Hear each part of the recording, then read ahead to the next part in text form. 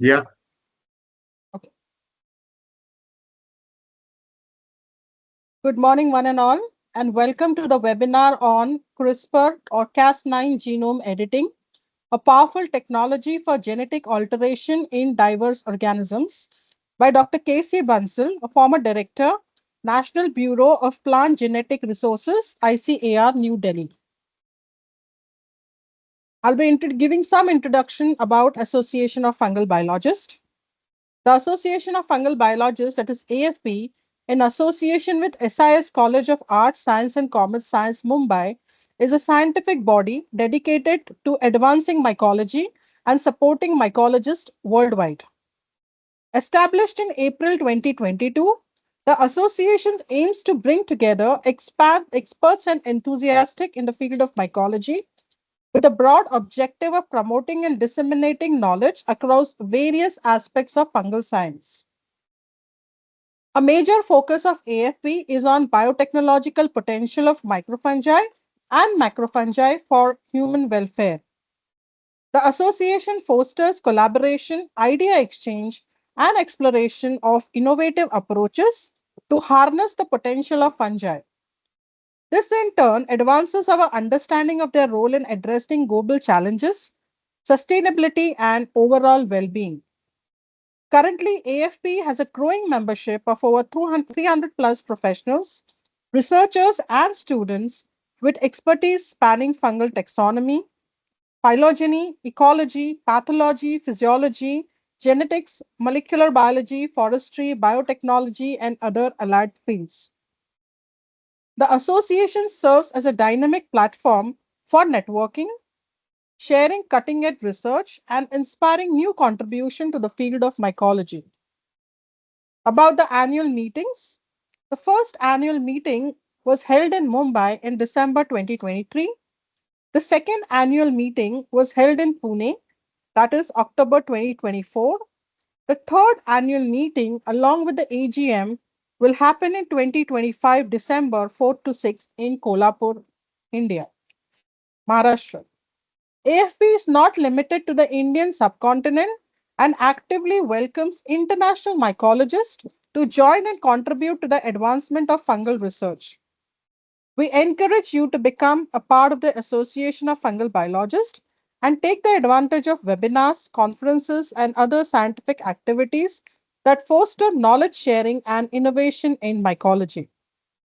AFP is thankful to the management of SIS College, Mumbai, particularly Professor Mahavir Gosavi, Professor Nirja, Professor Sakshi, for taking keen interest in organizing the webinar.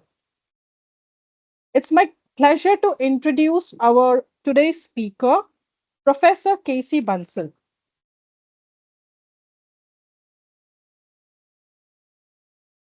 Professor K.C. Bansal is an internationally renowned plant biotechnologist with deep interest in genome engineering for building climate resilient and sustainable agriculture. He obtained his doctorate with gold medal from IARI New Delhi and pursued postdoctorate from Harvard University, Cambridge, USA.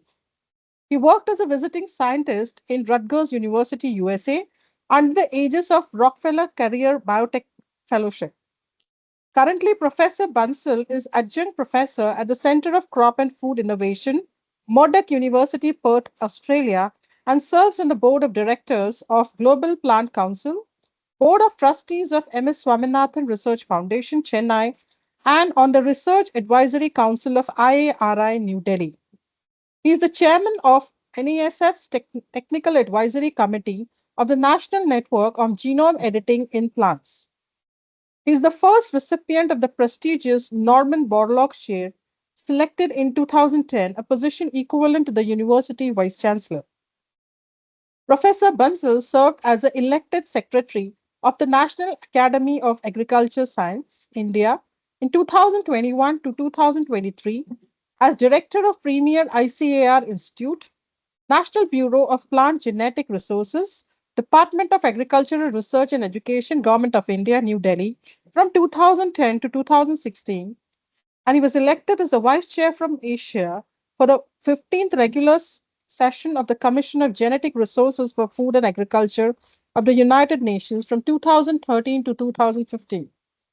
Professor Bansal played a visionary and a key role in formulating the World Bank project on National Agriculture Higher Education, NAHEP, which is implemented across 75 agricultural universities in the country since 2017. Recently, Professor Bansal had bestowed upon a prestigious international honor as the Fellow of the World Academy of Scientists, effective from January 2025. Today, he will be speaking on the topic of CRISPR Cas9 genome editing, a powerful technology for genetic alteration in diverse organisms, which promises us to offer valuable insight on CRISPR9 genome. Welcome, sir, to the webinar.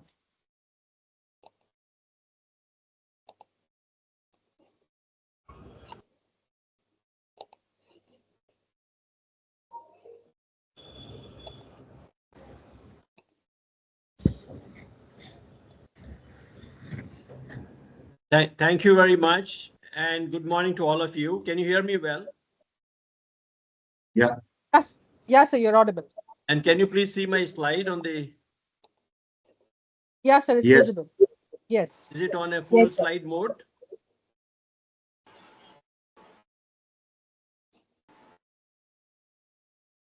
Is it in a full slide mode, or is it okay? It's okay. It's okay now, right? Yes, sir. Yeah. Yes, sir. Okay, well, thank you very much. First of all, Dr. Sunil Deshmukh, my good friend, the president of the Association of Fungal Biologists, for giving me this opportunity to talk to you. He has been contacting me and in touch with me for quite some time, and I'm happy finally that I'm able to make this, presentation.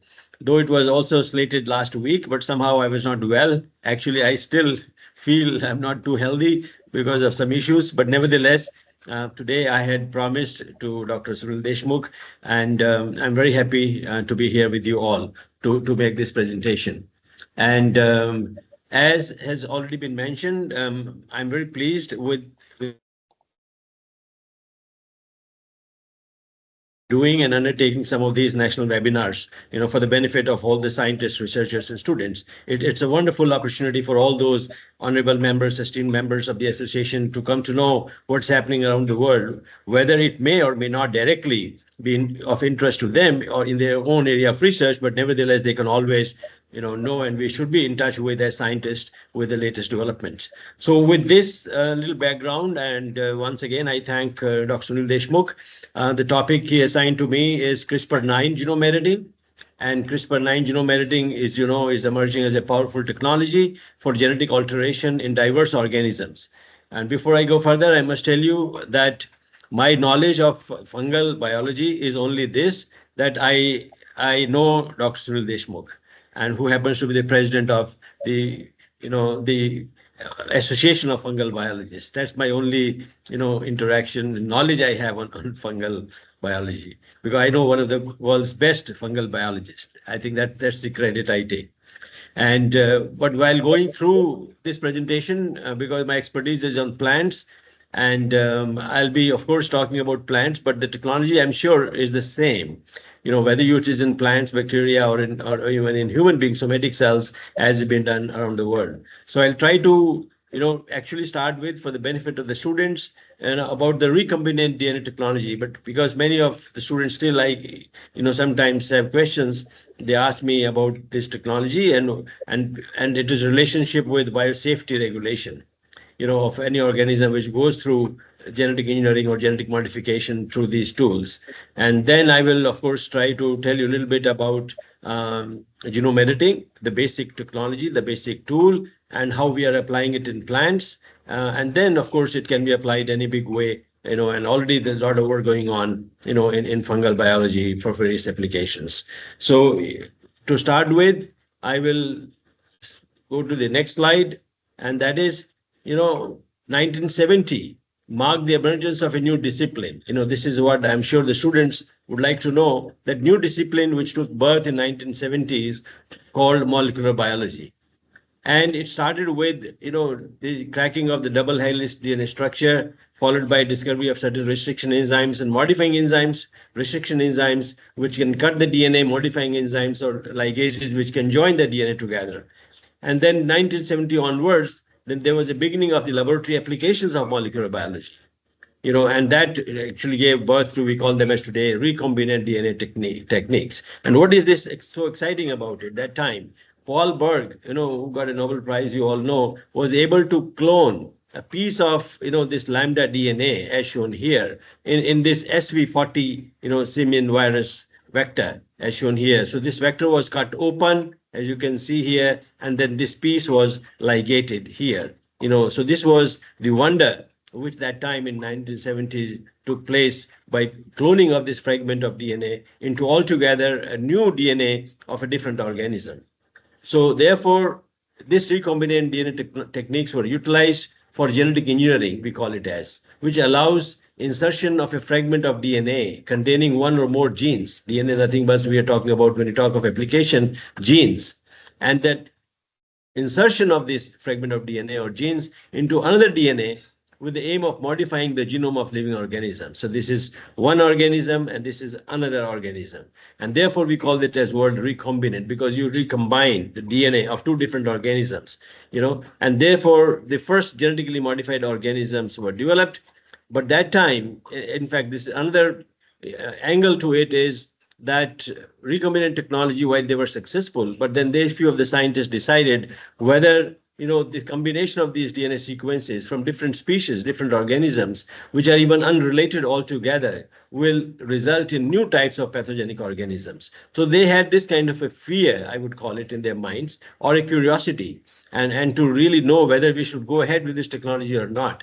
In case we go ahead with this technology, what precautions we should be taking. That's how actually biosafety, came into being. Many people, students, they keep asking me this question. So I thought I would start up with this kind of a basics understanding.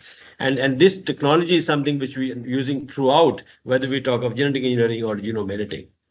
So particularly, again, giving you example of plants that from 70s, which, molecular biology took birth, we were then, because of this technology, able to develop first transgenic plant in 83. And then these GM crops were developed, which are subjected to, I said, biosafety regulation, I just explained. But important is, again, that when we develop any transgenic organism, here, of course, I'm giving an example of crops, plants. So again, we develop a gene construct, and this gene construct is a possibility because of the use of recombinant DNA technology.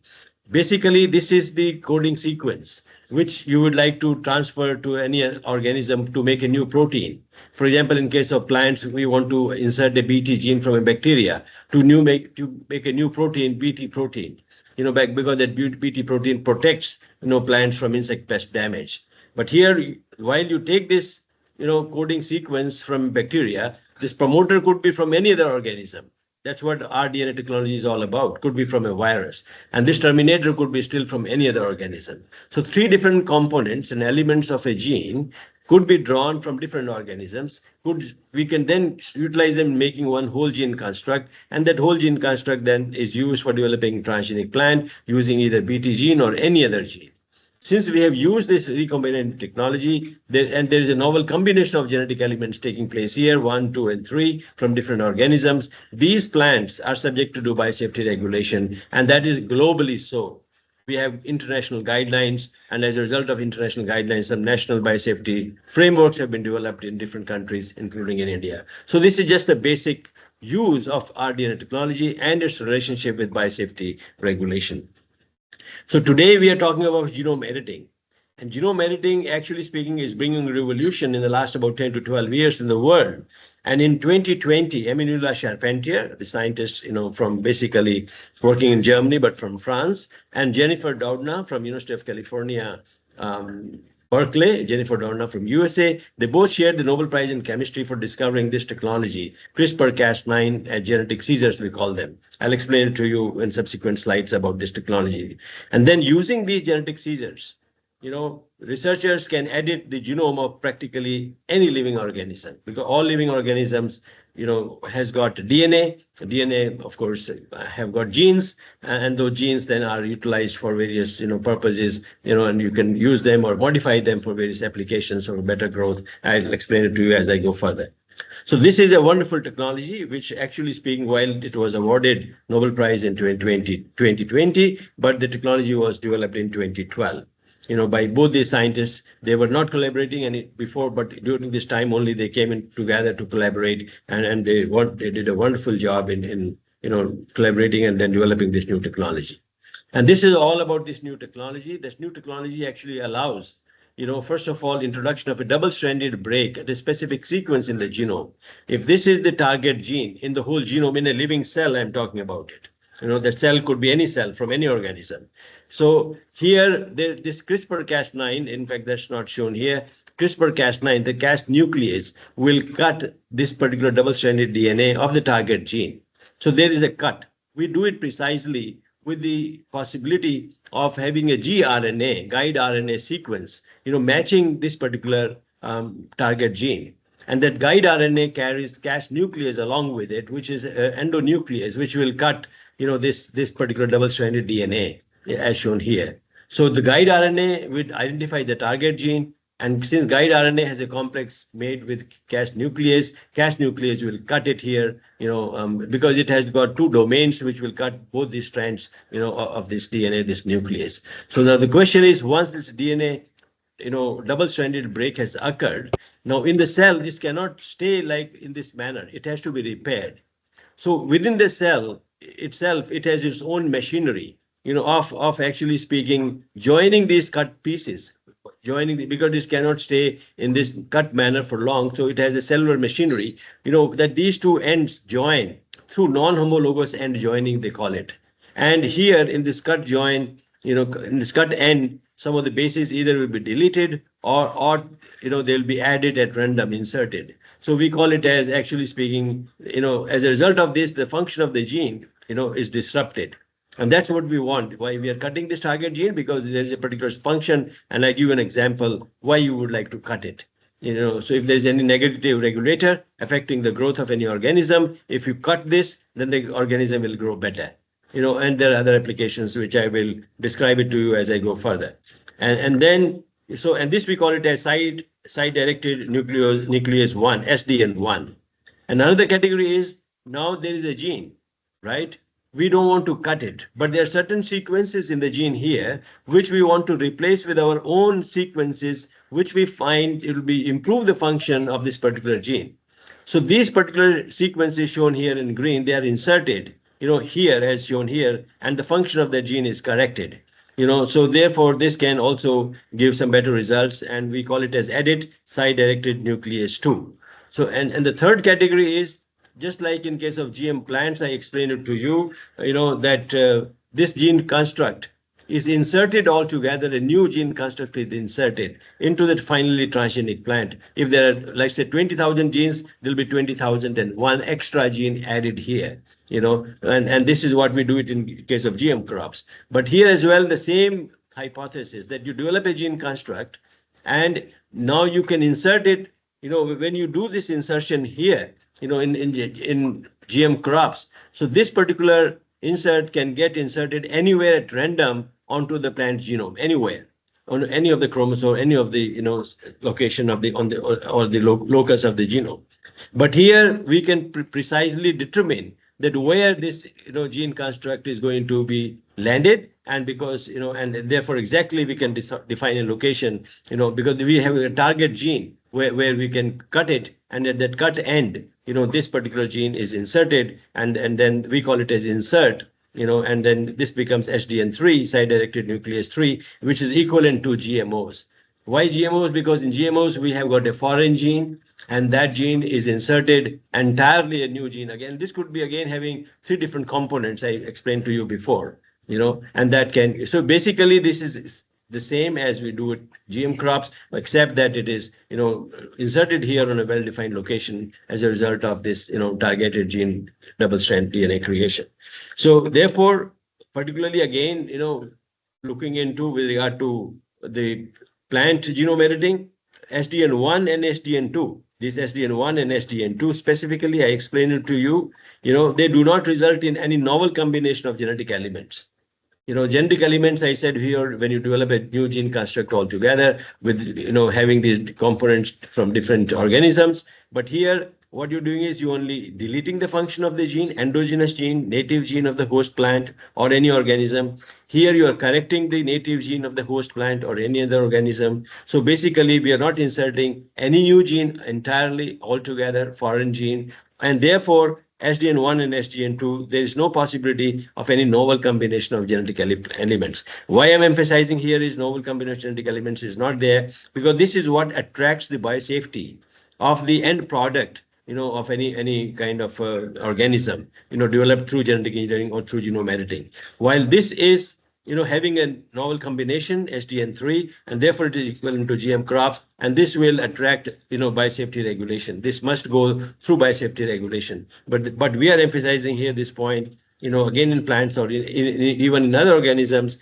that these two category of products, should not be exactly subjected to biosafety regulation. And there's no insertion of any foreign gene in the final product, as I just explained, as we have got in GMOs. So this is the difference between SDN2 and SDN3. Now, the question is, understanding the gene structure is very important for better editing strategy. Once again, I'll explain to the students particularly about this gene structure. So this is the complete gene shown here. Again, 3 different components: promoter, open reading frame or the coding sequence, and the terminator. The promoter is utilized actually, by the gene, one of the elements which will encourage the transcription of this particular gene. And here this is the upstream sequence, we call it enhancers and etc. upstream, and this is the promoter to which the RNA polymerase enzyme complex will bind and will have the start of transcription. So messenger RNA will be made, from this particular gene, and that messenger RNA will make the protein. So now we have got, again, trying to explain you that promoter has a different elements, DNA sequences, we call them as cis regulatory sites, where these transcription factor proteins will be binding, to enhance. Promoter is utilized to have a basal level of expression of this gene. But if you want to enhance the expression of the gene, or you want to suppress the expression of the gene, then some of these actually upstream regulatory sequences are utilized. And to these upstream sequences, some of the transcription factors will be binding. Then only they will do the job, either enhancing the expression or suppressing the expression.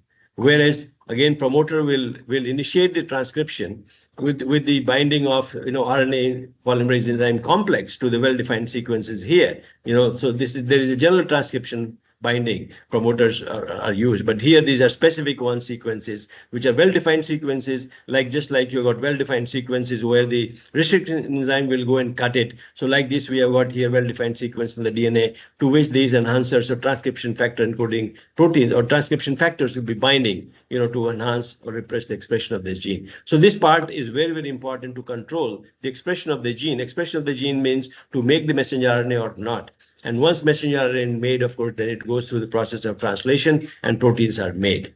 So along this, whole gene sequence, you can do genome editing wherever you want to. I was telling you that you have to have a target gene, while the gene is here shown, but where you want to create this break, where exactly? So that break could be along the gene anywhere.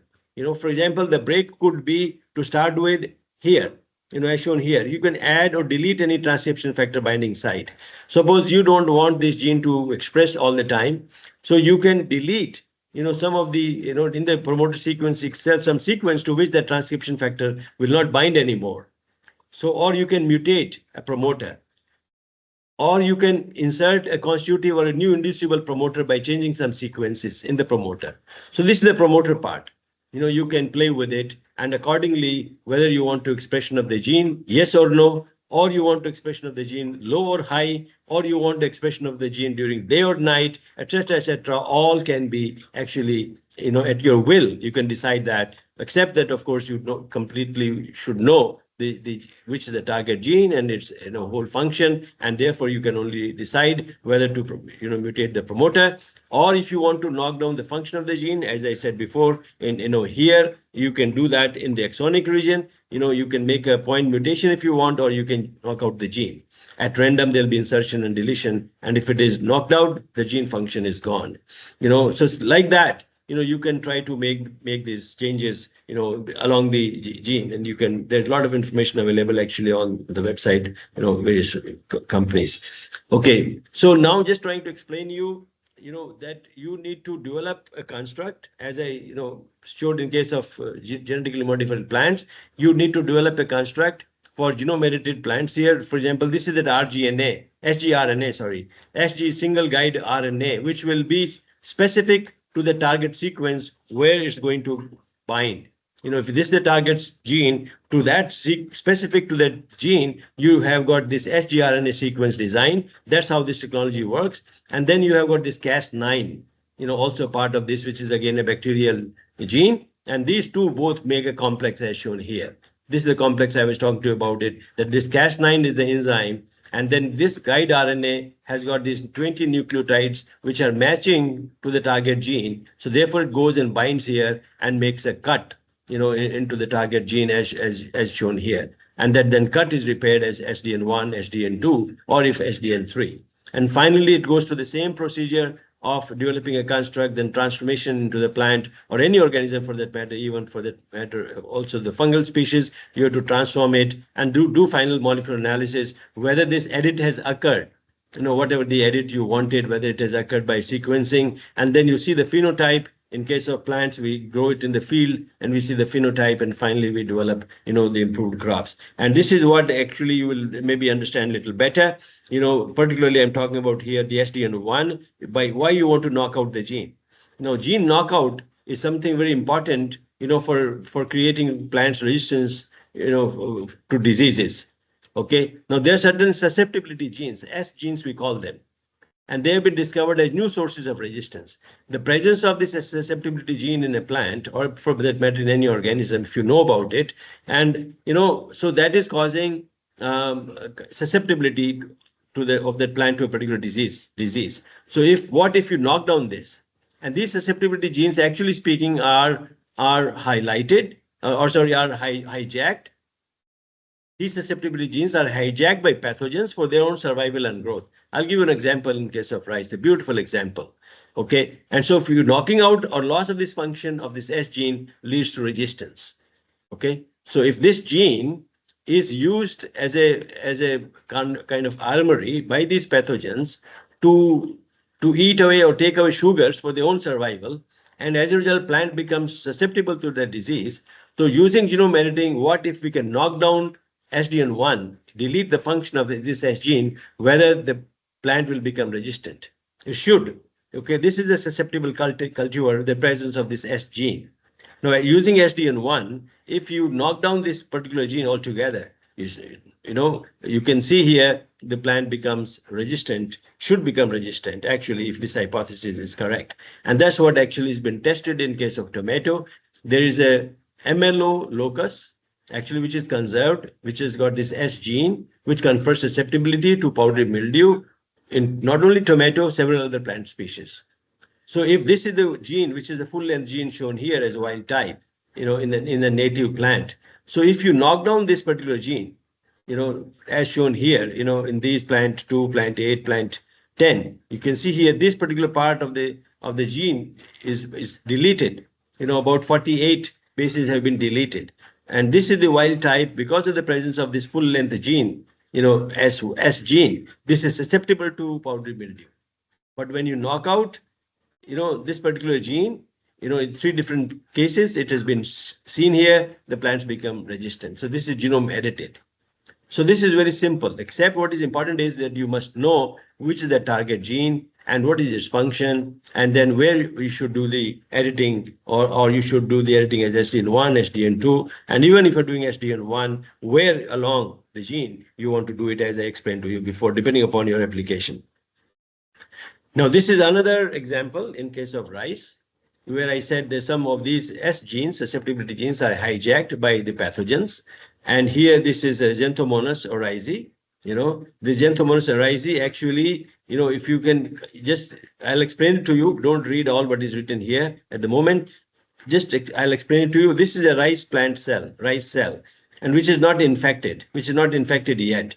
Once it is not infected and the plants are growing healthy, so that means there is a gene in the nucleus, sweet gene, sweet gene, and that is actually speaking making a glucose transporter. The function of this sweet gene is to make a protein which act as glucose transporter. That means that whatever the glucose is present in the cell, it will come down here to the cellular membrane. And so if there is no infection, okay, then there will be low concentration of the glucose. But if there is infection here, now it's shown here by Xanthomonas oryzae, if there is an infection, by this bacteria, you can see here what will happen. This pathogen is going to hijack the machinery of the plant cell. Here you can see that whatever this pathogen will secrete a transcription factor like protein. I told you before that transcription factors, if they bind to the upstream sequence of a gene, the expression of the gene can increase manifold. So that's the purpose of this pathogen making this particular transcription factor. Why? Because this transcription factor go and bind onto the promoter of this gene, and as a result, this gene will become more active, and more of the glucose concentration will come at the surface of the cell, and here this pathogen is sitting, and it can eat all, for its own survival. And therefore, once it is infected, the leaves become like this, yellow. Okay, because now the whole sucrose is not utilized by the growth of the plant, rather it is utilized for the growth of the pathogen. And that's what is the nature mechanism has developed. So scientists thought if we can mutate, suppose they mutate the gene sequence here, cis regulatory sequence, if you mutate, because as I told you before, just like restriction enzymes, they identify a particular sequence. These transcription factor like proteins also, they recognize specific sequence to which they can bind. They cannot just bind to any DNA sequence. So once you mutate that sequence in the promoter of this particular gene, because it's a targeted gene, within the gene is a promoter, you want to, within the promoter, change some of the transcription, some of the cis regulatory, bases or the sequences, so that this particular transcription factor protein will not bind. And if it not bind, then there will not be any expression, there won't be any expression of this particular gene, and this pathogen will not be able to survive, and it will die. And that's what exactly, the genome editing was done in this promoter sequence. And you can see here, these two are the genome edited lines. This is the wild type. Oh, sorry, three of them actually, all three are genome edited. These are Chinese spring, one of the, I think, which, I don't know what variety is this. Yeah, this is written Chirang sub 1. This is the wild type, and this is the genome edited, all these three. So because we got different genes, 11 sweet genes, 11, 12, 13, 11, 13, 14 as written here. So all three can contribute, to making this particular high concentrated sucrose. And if all three are mutated, the plant become resistant, very healthy. You can see here resistant, and this pathogen, therefore, even if it is sitting in the cell, but will die after some time because the gene expression is not taking place. So this is what I wanted to explain to you about the basic technology. It's used in plants with a very simple, example of knocking out susceptibility genes or the promoter of a particular gene sequence. And in case of plants, actually, I explained it to you that SDN1 and SDN2 genome edited crops, why, we were struggling to announce, that since there is no foreign gene sequence added into these categories, only native genes are deleted or the function is altered, as edit or delete. So we were struggling through National Academy of Agricultural Sciences to request Government of India to allow, these SDN1 and SDN2 be keeping away from biosafety analysis, unlike, unlike GM crops are subjected to biosafety regulation. But here, since there's no new gene, I explained to you already, no foreign gene in the final product. So and finally we were successful. This was a very big, kind of an action, I would say, taken by Government of India. This landmark decision that exempted SDN1 and SDN2, from biosafety regulation. We were part of this group, and we developed standard operating procedures. And similar can be done in case of fungi. Dr. Sunil Deshmukh can take a lead. I'm not aware, actually, I'm not keeping a track with regard to other organisms, but we wanted this to be done in case of plants effectively. And this is the first category of standard operating procedures in India, and also elsewhere in the world. People have developed such procedures for exempting the SDN1 and SDN2 category of genome edited from biosafety, which is a very big thing. Because biosafety regulation, if it is exempted, saves a lot of time, saves a lot of money, and saves a lot of labor. And anyway, finally, this was actually speaking on March 30th, 2022. And then in July 2022, we came up with a kind of a roadmap, particularly for crops and traits. I don't want to go into the details for you, but what I'm trying to say is that we have already developed, there's a network. There's Dr. Vishnu Chinusamy is the PI, Joint Director at IRI, and he is the PI, and there are several 9 to 10 institutions to develop this network. 2 products of rice, they're already actually undergoing field trials, and it was announced by the then, Minister of Agriculture that by 2026, hopefully next year, we'll be able to bring them to the field. They're already undergoing field trials, by the way. The question is how quickly we can bring them to the farmer's field. So this is what actually the whole technology so soon, 2020, it got a Nobel Prize.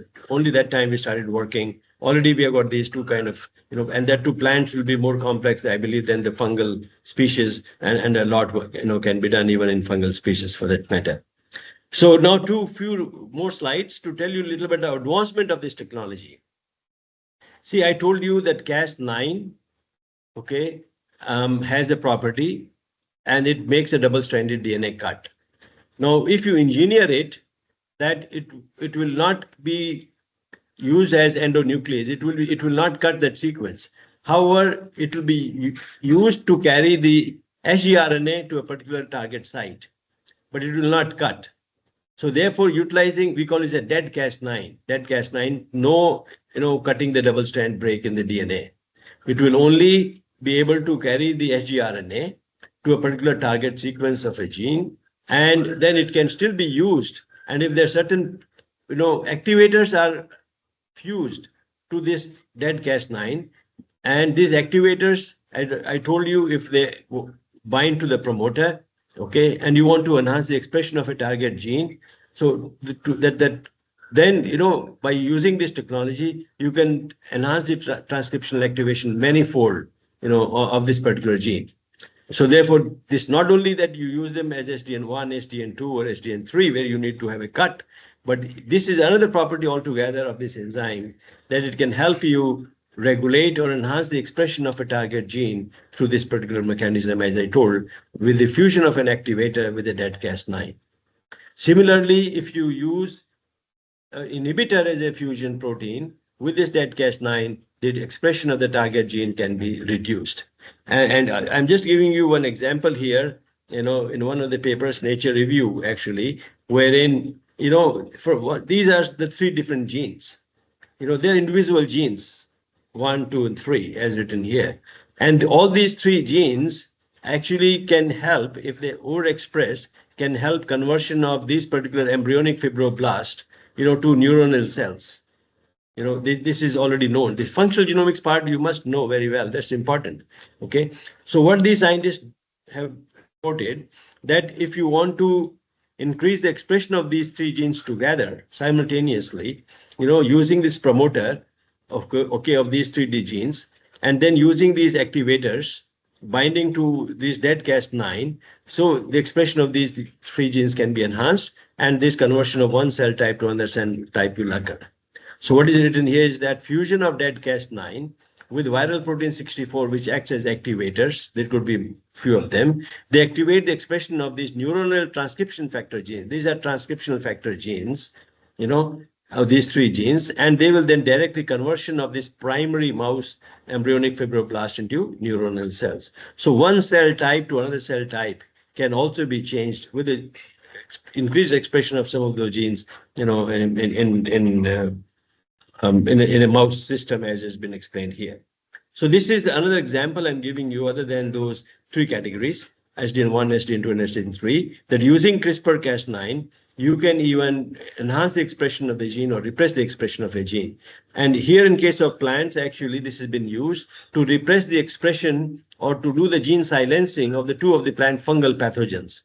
These 2 fungal pathogens, actually, these are the ones, Mycopersicus oryzae and this virens. If their genes are silenced, these 3 genes particularly, if they are silenced, because they are important genes either for their growth or regulation of the growth, or causing virulence or infection of a particular disease. So if these 3 genes from these two different fungi species, if they are silenced using genome editing or repressed, the expression is repressed. I just explained this part here, so that you see that these don't. So this particular strain of this fungi will not be able to cause a disease to any organism where it is causing a disease. So here what they've done, this is again this promoter sequence and this dead Cas9 that is fused with SRDX and MXI1. What is SRDX? SRDX actually is a triple repeat of Superman repression. These are some of the repressors already known in the system. You can take it up from any system. And another one is to make it still a strong repressor. They've used another sequence. This is this repressor domain, and this protein is a transcription repressor that negatively regulate one of the MYC genes, which is causing cancer. So this protein, if it is present, this can repress the expression of this gene. So they've taken this repressor, because already known, very well known, and this repressor, that they've taken another repressor. So two of them together fused with that Cas9, and they will then bind to this promoter of these 1, 2, and 3 different genes individually, of course, in these two pathogens. And then you will see here, now once these pathogens, they have got this gene silencing done as a result of CRISPR Cas9. You can see here, the normal pathogens will cause the disease, but the ones which they have got this no expression at all of some of those genes, so their gene silencing has occurred, the plants will show no susceptibility to because they have lost their power of causing this kind of susceptibility to the host plant. So this is a beautiful example, and more such examples are coming up slowly. And so another one is epigenome editing. Epigenome editing, there are certain DNA methylation sites, which are present, suppose in again a promoter, okay, and they will turn off the promoter. So there will be no expression, okay, if they're methylated. So can we demethylate them, or can you suppress this site as shown here? Suppose you use this dead Cas9 again, and instead you use again a activator. So not only this will physically kind of can conceal this particular site where methylation is taking place, and then if it is fused with a particular activator, the gene will start expressing. Okay, if you want to make that gene express. And this was done in rhabdopsis, one of the genes, that FIS2, which is otherwise silenced in vegetative tissue. But using this technology, they could see that the fold change of expression, it goes up to even 400-fold more expression. You can see here. So that's a beautiful advantage. So they again design a guide RNA, which will bind to these, methylated cytosines shown here, and also recruit this, activator to activate the expression of this particular gene as shown here, expresses manifold compared to the one where it is not expressed at all. So this is an example, and it could be utilized for any various applications. And today, again, as you know, not only for plants, India is in general supporting biotechnological approaches, and they have come up with a BioE3 policy. Government of India, our Honorable Prime Minister, in August 2024, announced this BioE3 policy. And BioE3 policy is to take care of biotechnology, use of biotechnology for developing our economy, or making the environment clean, or increasing the employment. And which is, I think, a wonderful, way forward, as I can see. And there are 6 thematic, sectors of biomanufacturing. They call it bio-based chemicals and enzymes. So bio-based, and biosystem could be bacteria, could be fungus, could be plant, could be anything. So bio-based chemicals and enzymes. Using genome editing, using biotechnological approaches, one of them is nowadays talking genome editing, or making functional foods and more smart proteins. That's very, very important, so that you can do that in the lab rather than going into the large acreage. The land is coming, is shrinking. Or precision biotherapeutics, okay, or climate resilient agriculture. We are using effectively, actually, this particular policy, to make agriculture more resilient using genome editing. And then carbon capture, can we increase carbon capture and utilization, and making our soil more rich with organic carbon, which is important with regard to climate change, or lessening the greenhouse gas emission, or any kind of futuristic marine or space research, one can think of. So these are some of the, I would encourage some of you students, to go through the biopolicy, and wherever you think the fungal species, particularly talking of a fungal, biologist here, they can take really the advantage. So finally, what I would say that gene editing in fungi also allows for precise and efficient modifications to fungal genomes, the same way as we do in agriculture or in biotechnology for other organisms. And the various applications of gene editing in fungi could serve the purpose of studying gene function itself, first of all. If you do SDN1, delete the function of the gene, then you whether see this particular fungi is, biology is changing, how it is changing. So, for example, whether the growth is changing, growth and development, or interaction with other organisms, whether it's changing or not. So one can study the basic fungal biology, in fact, you can even you don't have to have the basic genome gene or genome knowledge. You can design some of the sgRNA sequence for some of the genes, and you can go at random and try to, I think I'm just guessing aloud, and you can try to do that. Okay, then improving the fungal trait, particularly genetically, for increasing the yield or improved nutritional content or enhanced resistance to various stresses, or developing new technology altogether, like using edited fungi. Can it be used for applications, including production of biofuels, biopharmaceuticals, and other valuable products? Or pathogen management can be used potential competitors. As I showed you one example of plant pathogens, if you silence the gene, then it has no further ability to cause any kind of susceptibility or disease into that plant. Okay, and or edible fungi, and can also be used for molecular breeding of edible fungi to improve the yield and quality. These are, actually speaking, not my ideas. You know better than me, but I only wanted to show you that there is endless opportunity, possibilities here using genome editing. Only thing is that you must understand this science behind it and try to use it to the advantage for any of these, whether for basic research or for the application point of view, or developing any kind of a new innovation altogether. So finally, for the students, some of my take-home messages that biotechnology or genome editing is not a single tool. It's a kind of amalgamation of multidisciplinary science. When you talk of microbiology, of course, talking of, bacteria or fungi and all kind of, microbes, biochemistry, genetics or physiology of a plant, you talk about it, or molecular biology. I told you something about rDNA, how these elements, they work together, promoters and everything, what more basic work you can do. Bioinformatics is very important. Plant pathology, including when you talk of fungi or any other organism or per se, or agronomy when you go into the field conditions, etc. So all these actually should be having a knowledge, of genome editing or some of those technologies. And one other point which I want to highlight, again for the students, that remember genome editing, what I explained to you, is a tool, but that tool could be utilized, to innovate or do some new discovery in science.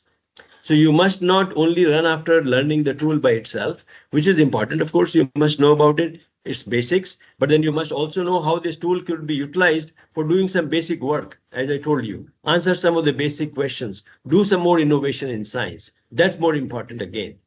And then science, then you utilize it for understanding mechanisms or metabolic pathways or function genomics. I gave you some example in case of plants and also in case of, in the last slide about fungal species. And tools then you utilize for product development, which is also very important. So don't, actually speaking, what I'm trying to again bring home a message is tools are not only important, both tools and science are important. Science is progressing. Unless you understand the science of it, you will not be able to understand it, utilize the tool. And to utilize the tool for product development, you must understand the functional genomics part of it I explained to you before, so that you know what are those target genes, which to be targeted, and for what trait and what function, what application. Even if somebody has done it, you can go and innovate it further.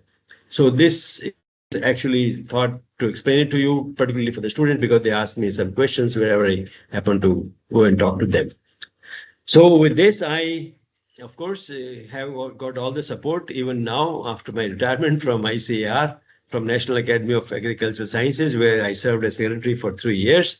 And then Department of Biotechnology, I happen to be in some of those committees, developing the standard operating procedure for genome editing.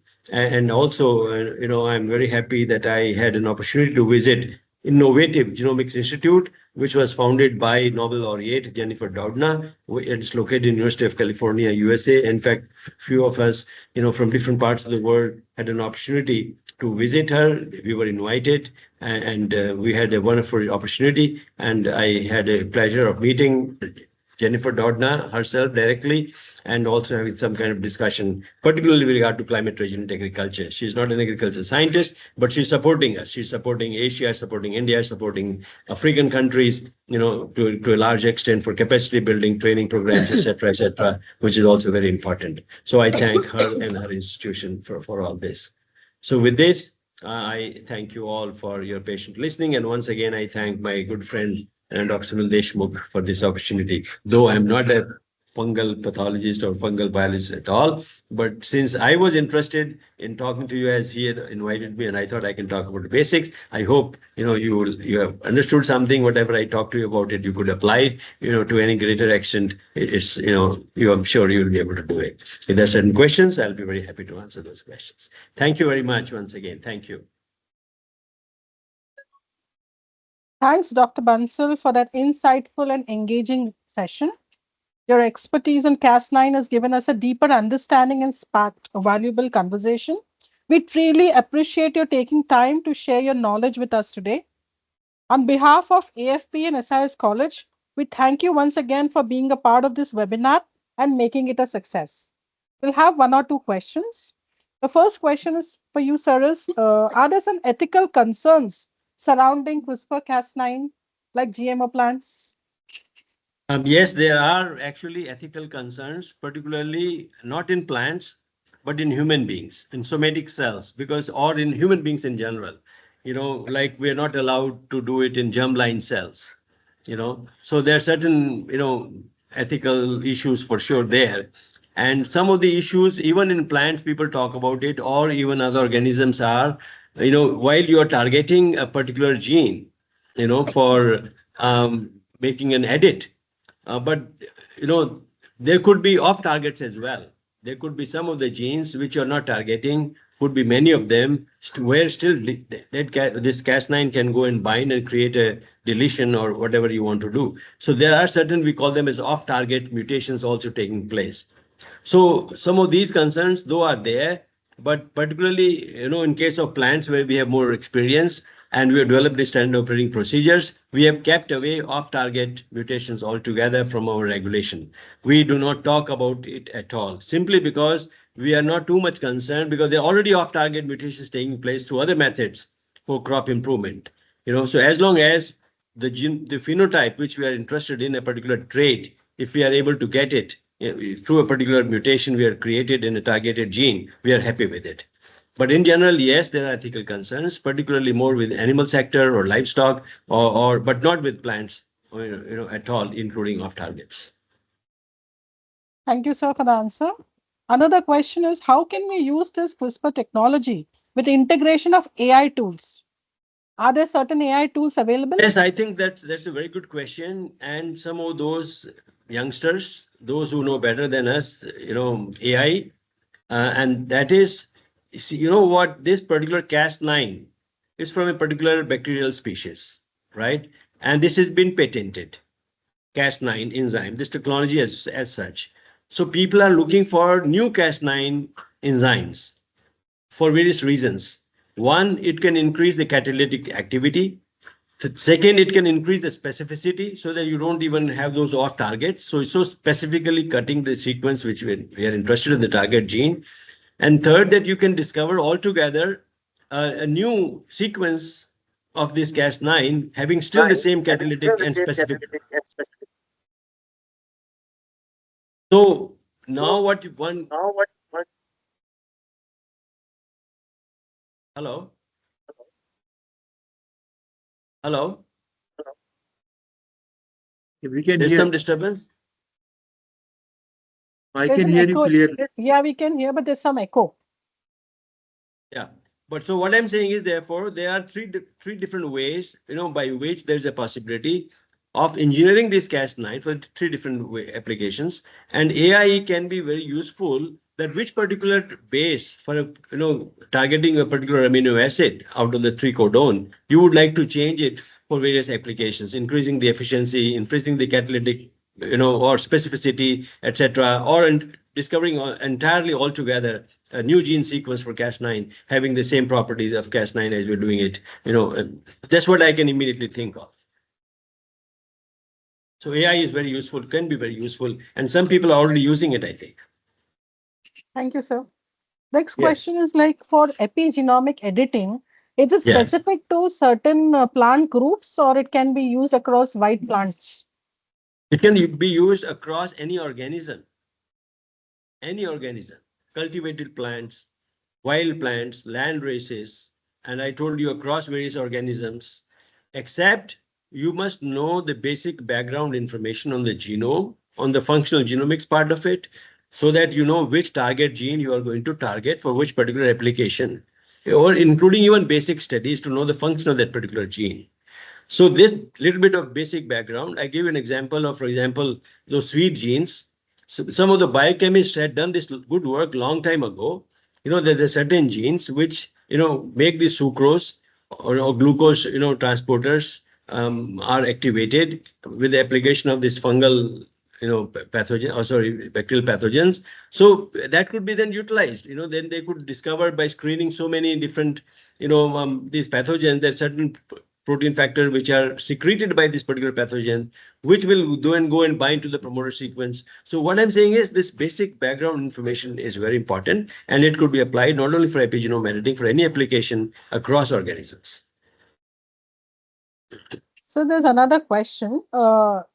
Candidates are interested in knowing what is the qualification and the technologies which are required if somebody wants to work with this Cas9 technology in their organizations. Actually, if you ask me, the qualification required is your passion, your interest, and to actually speaking, have that, passion, go through and see light of the day, whatever technology or basic information. You need to be a BSc. That's it. You need to be BSc in sciences, biosciences, any kind of sciences, life sciences. You should know the basic biology. That's it. As long as you know the basic biology, these tools can be very well applied. You should know about the whole cell structure, the function, in a single cell, in a tissue, in an organism, among the, cells interaction. You must know at the genetic level, the genetic component of it. You must know at the molecular biology, the how the genes get expressed and kind of fundamentals and all that. If you know it, I'm sure through your BSc to MSc, you can do that and you can certainly venture into it. But important is you have to work very hard and you should have a passion to work hard. Then only you can, these sciences, you cannot simply be done as a playground. They have to be done seriously the way you want to discover something new and work very hard for it. Yes, then only. If you want to acquire only the knowledge, I think I've given you enough, I believe. I mean, basic to go through and more read, you will be happy about it. You can understand it. But if you want to really work in the lab and technology and all should not be a hindrance, you can always acquire, but important is to have that passion, burning desire, to continue working, irrespective, your friends will discourage you not to do it. But you must come forward and do it. I hope it is clear what I said to some of the questions Sir. who Thank asked you. this question. Thank you so much. Yes. Madam Thank you so Shilpa, much. right? Yes, Dr. Shilpa here. Okay, Dr. Shilpa. Yeah. Thank you, sir. Thank you, sir, for the informative presentations. Yeah. Thank you on the behalf of AFP and SIES College. Thank you. Sure, it's my pleasure. Thanks to you, thanks to Dr. Deshmukh, and thanks to all the viewers and the listeners. And please work hard, make a difference, your young boys and girls. And this is technology, it's a one-time century technology. Such technology will not take birth again and again. And so here it is before your doorsteps. You must make use of it, understand it, make use of it for your own understanding, for your own growth in the career, for growth of the organization and the nation as a whole. We must try to do it and make a difference. Thank you very much. Thank you so much, sir. Thank you, Professor Bansal. Thank you. Thank you, Sunil. Thank you, wonderful Dr. Sunil Deshmukh. Yeah. Actually, I was waiting for a presentation since last 1 week. Okay, sir. Thank you, sir.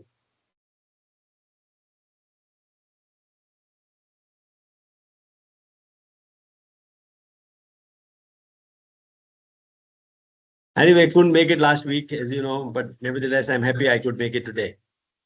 Yeah. Thank you. I have also Thank you. requested Sangram to make. I have requested Sangram to make another presentation on plant microbe interaction using CRISPR Yes, Cas9 Sangram will be technology. doing an excellent job. You know him, excellent job he does. Yeah, Wonderful. That's a good idea, using your good context for the benefit of all these young fungal biologists and yeah, scientists. Yeah. yes. Thank you, sir.